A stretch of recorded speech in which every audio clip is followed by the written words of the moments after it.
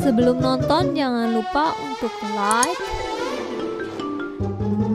subscribe, dan klik tombol loncengnya.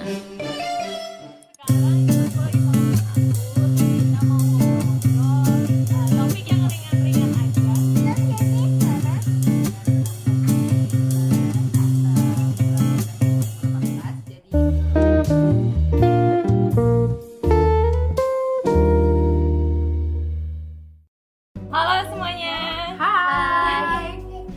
Sekarang aku lagi sama teman aku, terus kita mau ngobrol-ngobrol topik yang ringan-ringan aja. Look at this, Mama. Ya, jadi kita mau ngomongin dua topik, tapi nanti aku pisah aja videonya jadi satu-satu. Yang pertama aku kenalin dulu teman aku, ada Dila. Kamu udah berapa lama Dil di sini? Kalau tinggalnya 4 tahun, tapi waktu itu kita kenal kalau nggak salah tahun 2014 nggak sih? Lagi aku pertama visit ke sini holiday. Ya jadi 4 tahun, 5 tahun. Ya, kalau yang satu lagi namanya Anda. Kalau kamu udah berapa lama Kak? Aku newbie, baru datang ke New Zealand bulan November 2018. Jadi kita dapat 4 bulanan lah. Ya, jadi kita mau bahas topik pertama yaitu adalah pengalaman tinggal di New Zealand. Jadi enak nih ada dua orang, yang satu yang udah relatif lama, yang satu lagi relatif baru. Jadi bisa ada dua perspektif yang beda. Betul. Ya, jadi aku mau tanya-tanya. Ya, tapi Anda nih bisa ditambah juga pengalamannya sebenarnya kan walaupun baru di New Zealand tapi sebelumnya sudah merantau. Ya, sebelumnya pernah tinggal di Betul. Sebelumnya tinggal di Brussels selama 5 tahun kurang lebih. Tapi waktu itu masih single, alias belum ada bocah, belum ada anak. Jadi kayaknya mungkin pengalamannya juga agak sedikit beda dengan pas sudah punya anak. Ya, silakan lanjut. Oke, jadi aku punya beberapa pertanyaan buat kalian nih. Jadi yang pertama itu apa yang kalian paling suka dari tinggal di New Zealand? Dari Sesepuh dulu, sesepuh. Sepuh ya. Paling suka aku banyak banget. Yang paling disuka, pastinya semua orang udah tahu ya kalau di sini kita tiap hari dapat pemandangan yang bagus, bahkan dari buka jendela aja tuh udah itu kayaknya privilege banget ya. I agree as a newcomer. Terus New Zealand ini kan juga salah satu tempat yang most livable country, terutama buat ngebesarin anak. Dan kebetulan karena sekarang punya anak, kayaknya yaitu keberuntungan nomor 2. Ya.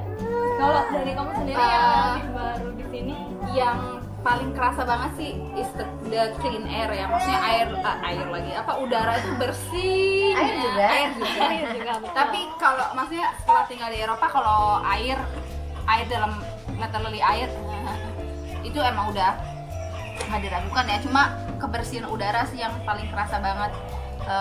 Apalagi untuk ukuran kota besar, Wellington sangat amat bersih dibandingin kayak ya kota-kota besar lain lah, Brussels, Jakarta, apalagi dulu. We're not talking about Jakarta. Jadi itu kayak yang paling sangat amat kami syukurin adalah udara yang bersih. Di samping tadi yang Dila bilang pemandangannya. Iya. Karena saya pribadi penyuka tanaman, jadi this is like heaven. Karena banyak fern. Kalau fern bahasa Indonesianya suplir. Berbagai macam suplir. betul. Pakis tahu sebenarnya bukan suplir. Oh, iya. Itu silver fern. Ya. Anyway, itu jadi gitu.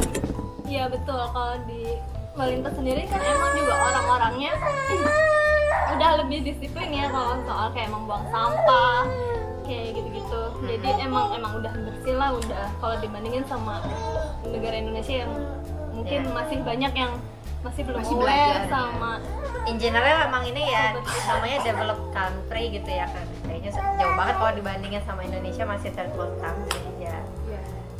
Ya. Betul. dan Sayangnya. dan kayaknya orang-orang sini juga lebih punya sense of belonging gitu kan kalau sama Alam. alam dan sama yang lain-lain juga kayak Iya, public facility dan lain-lain. Oh Jadi, iya. ya, terus kalau yang kalian nggak suka itu ada nggak? Aku juga ada selain itu. Kamu dulu. Tersebut. Kayaknya mau saya sebutkan, kayaknya bakalan Anda Iya, sebutkan betul. walaupun Coba. nggak tahu apa itu ya. Coba. Oh jadi mungkin harus nambahin yang tadi tuh yang paling enaknya, yang paling disukai itu ini negara yang terkenal juga laid back banget, santai betul. banget. Tapi at the same time karena saking laid backnya, kadang-kadang segala sesuatu jadi lama. Contohnya kayak misalnya apa ya, bukan infrastruktur sih, cuman kayak di sini tuh rumah tuh masih pada rumah-rumah tua tuh masih banyak banget kalau dibandinginnya sama kayak Eropa ya. Di sini untuk hitungan negara dingin dengan 4 musim kayaknya masih terbelakang banget gitu. Di sini kayak toiletnya tuh masih ada yang toilet yang zaman dulu yang gede banget, yang keran tuh belum dimix jadi satu gitu, masih yang panas banget atau yang dingin banget. Hal-hal yang kayak gitu-gitulah kayaknya. Terus apa lagi ya? Ya itu sih orang santai banget ya. Kalau kayak urusan kerjaan yang kita udah biasa kayak di Indonesia tuh segala macam kayak serba cepet, di sini tuh lama banget semua orang santai. Orangnya lebih santai gitu. Sama ini sih sekarang lately saya agak iri sama metro di sini, soalnya sistem transportasi buruk sekali. Oh iya. Nggak tahu ya kalau di kota-kota lain di New Zealand, tapi sejak di Wellington sih mengelus dada. Jadi kami saya mungkin Dila juga adalah salah satu contoh produk yang menggunakan mobil banyak banget. Kemana-mana pakai mobil karena sistem transportnya. Dan hitungannya lumayan mahal kan? Ya, transportasinya. justru karena itu mahal dan nggak well connected. Terus ya karena mungkin karena kecil jadi kita nggak punya metro di sini. Jadi well done Jakarta, hebat. Terus apa ya yang nggak suka lagi? Itu sih negara dengan 4 musim tapi struktur rumahnya kayak 1 musim. Dingin terus. Dan lembab. Ya, karena strukturnya jelek aja. Iya, karena mereka memang bangunnya juga belum yang kayak double building itu belum mandatory itu kan. Untuk Jadi benar-benar ini ada istilahnya apa? At the end of the world. We are in the butt of the world. oh well that back. Itu kan ngaruhnya ke banyak banget. Secara kalau misalnya kayak di sini tuh produk juga jadi pilihannya cuma sedikit kan. Iya. Padahal karena kan padahal kalau dipikir-pikir zaman sekarang apa sih yang nggak bisa maksudnya nggak bisa di ship gitu, nggak bisa dikirim karena kan tapi jatuhnya jadi mahal banget di sini. Iya, karena ya mungkin karena lokasi sih jauh. Di sini tuh udah biasa banget ya kita pakai baju. Kalau yang beli di lokal tuh terus samaan tuh gue ngeliat lebaran bajunya Curhat, sama itu lagi. sih curhat. Kalau di Jakarta kan selalu kayak beda-beda. ganti trennya cepat banget dan pilihannya banyak banget. Iya, dan itu juga emang di sini emang suka agak terlambat kan kalau yang kayak gitu kayak fashion dan lain-lain. Iya. Karena mungkin ya itu kembali lagi yang tadi Gila bilang orangnya karena laid back banget ya. Jadi kayak mereka bukan nggak peduli sih kayak yang ya udah saya nyaman pakai baju ini ya udah kenapa mesti ngikutin. Misalnya kalau di Eropa kan sebelum spring tuh udah heboh banget spring collection, apa winter collection. Kalau di sini ya winter kemarin masih bagus bajunya pakai lagi aja gitu. Iya. Tapi sebenarnya itu kalau buat aku pribadi kayak lebih ke plus point sih, karena kalau di Indonesia tuh Iya, berasa betul. banget, apalagi kalau di suasana kerja gitu ya. Iya benar. Kayaknya ada persaingan tertentu. Iya kayak gitu loh. baju aku terbaru loh. Iya, kalau di sini tuh orang cuek banget. Kalau di Indonesia kan kayak ada orang yang ngejudge gitu kan. Iya. Nah, dari apa yang kamu pakai kayak misalnya oh kok pakainya gitu. Nggak ada brandnya atau apa. Sedangkan di sini orang cuma yang pakai tank top, leggings setiap hari kayak Iya. gitu. Oh iya satu lagi maaf nambahin salah satu hal yang aku suka di New Zealand adalah orang-orang kalau kemana-mana nggak pakai sendal, I love it. Dan soalnya itu kan kayak culture-nya mereka kan. Aku suka banget sih nyeker, ya ampun. Pernah sekali ke New World nyeker, aduh feel free. Cuma emang agak aneh ya rasanya, tapi it was nice. Oke, ada nggak sih yang berubah dari kehidupan kalian semenjak pindah ke New Zealand? Pasti ada lah yang berubah kan ya, karena negaranya aja udah beda. Terus ya yang paling dirasain yang berubah tuh apa? Kayaknya berubah secara naturally dan terpaksa juga, memang harus memaksakan Lebih ke diri terpaksa untuk berubah ya. Mau nggak mau kayak adaptasi gitu sih. kayak dari segi makanan ya, kalau buat aku pribadi ya, ini mungkin nggak buat semua orang ya. Buat aku tuh nggak bisa banget survive di sini dengan maksain pengen masak makanan Indonesia gitu, karena dari segi harga lebih mahal, juga juga kualitasnya jadi jelek karena kebanyakan bahan-bahannya impor gitu. Atau Terus frozen. dan aku harus pergi jauh banget, belanjanya harus ke tempat Asian store kayak gitu. Sama sih, lebih kayak dipaksa untuk beradaptasi secara cepat gitu. Karena setiap ritme negara kan beda-beda. Maksudnya kembali lagi kayak karena baru balik dari Jakarta, kebiasaan apa-apa cepet, apa-apa gampang gitu kan, ada Gojek, ada GoFood, apa-apa, terus tiba-tiba kesini jeder sendiri, nggak ada keluarga, teman-teman pun baru gitu, jadinya itu challenge banget. Kalau di sini yang salah satu lagi yang berubah adalah aku inget banget ya, dulu kan waktu lagi hamil Aiden itu ikutan antenatal class, jadi abis lahiran itu kita punya coffee group gitu kan, selalu ketemu setiap minggu gitu kan.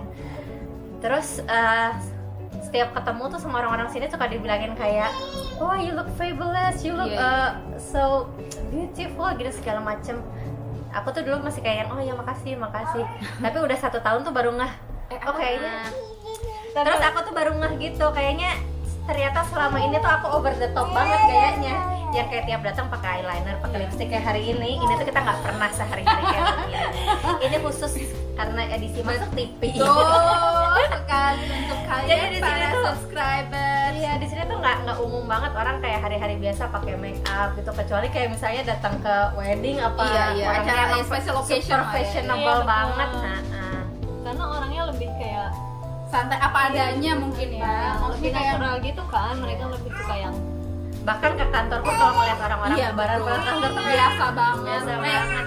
mereka entah itu make up no make up atau bener-bener yang kayak totally no make up, karena Jarang banget lihat orang pakai high heels di sini. iya. bahkan cara mereka berpakaian juga kan. Iya. Kalau di sini kan Ada sih, mereka kan bilangnya sudah kayak dagang. Oh itu perubahan, Iya. kita ngomongin soal perubahan, ya itu berubah, Deja vu gaya ya. berubah, apa maksudnya gaya Asian sense of fashion berubah, terus makanan juga terpaksa. Kalau buat aku pribadi, aku mesti berubah karena plus aku nggak bisa masak juga, jadi harus yang praktis. Ya itu sih. Oh ya juga karena nggak banyak support dan segala sesuatu benar-benar mesti dikerjain sendiri tuh. Iya. Itu benar-benar kayaknya kita dipaksa untuk Iya. hidup Mau harus nggak mau, praktis iya. banget. Iya. Jadi udah nggak ada tuh tekanan-tekanan kayak misalnya rumah harus rapi, Iya, itu. atau Kita udah lewat sih. harus well presented terus gitu. Itu kayaknya udah nggak bisa banget. Iya. Karena secara tidak langsung tuh orang-orang di sekitar kita gitu kayak menunjukkan bahwa it's okay loh kalau rumah kamu berantakan, kalau pakai bajunya nggak yang Gitu, well ya. brand, yang nggak harus pakai makeup dan kayak bulu mata yang, tapi aku hari ini bulu mata oke loh. Jadi ya itu sih perubahannya. Setuju. Terus kalau kalian sendiri nih susah nggak sih adaptasi sama lingkungan di sini, terus kayak apa culture di sini kan yang emang beda banget sama di Indonesia? Kalau aku sih setiap hari ya selalu, jadi ini benar-benar kayak setiap hari banget sih, selalu aja ada pelajaran baru gitu ya dari sini tuh. Dan tiap hari tuh selalu amazed dengan misalnya kalau kayak baca berita atau misalnya kenalan sama orang baru, oh ternyata tuh culture-nya begini ya, bagus juga ya Mbak. Selalu ada yang dipelajarin sih. Dan namanya culture shock itu benar-benar, apalagi pas awal-awal ada sih sebenarnya, agak norak. Oh setiap hari sampai sekarang masih norak saya sebenarnya. Contohnya kayak apa? Contohnya kayak apa ya? Tunggu sebentar ya. Harus mikir dulu. Oh contohnya kayak kemarin yang pas ada kejadian berita gede soal syuting itu ya. Syuting di Christchurch ya. Itu melihat responnya masyarakat sini tuh, itu tuh amazed banget dengan responsnya orang sini yang benar-benar ngebuka tangannya gitu. Yang padahal ini tuh negara sekuler, mereka orang-orang nggak beragama, tapi kok kayak tiba-tiba aku punya sudden realization yang kayak kita selama ini kayak kalah akhlak gitu ya, Iya, betul. mungkin karena istilahnya. mereka langsung kayak bersatu gitu kan ya. Jadi kayak Kenapa aku tuh dulu pas di Indonesia pada saat kejadian ini menimpa orang-orang minoritas, aku kan hitungannya bisa dibilang mayoritas lah ya di Indonesia gitu. Pada saat menimpa ada sesuatu kejadian yang menimpa minoritas, kok aku nggak seperti orang-orang di sini Iya. gitu. Jadi kayak Ya, itu aduh, malu big lesson banget ya. Iya, big lesson banget bener. Big lesson ya itu. Tapi itu bukan culture shock sih, Del, kayak lebih Iya kayak sih, buat iya sih. pelajaran baru aja. Iya. Tapi yang pasti tinggal di negara dimana kita jadi minoritas tuh benar-benar ngajarin kita banyak banget pelajaran. Adaptasi. Oh, kalau buat aku adaptasi sebenarnya lebih gampang dari negara pertama yang pernah kami tinggalin karena di sini semua berbahasa Inggris, jadi it's a big plus. Jadi the fact bahwa kamu bisa mengutarakan maksud kamu, mau kamu ke orang yang kita ajak lawan bicara tuh enak banget. Di sini enak banget karena bahasanya bahasa Inggris, walaupun bahasa Inggrisnya dengan aksen yang lumayan Harus belajar lagi deh challenging. pertama lagi sih. Iya. Pokoknya waktu kamu bilang I think I can speak English here, you better ask yourself again.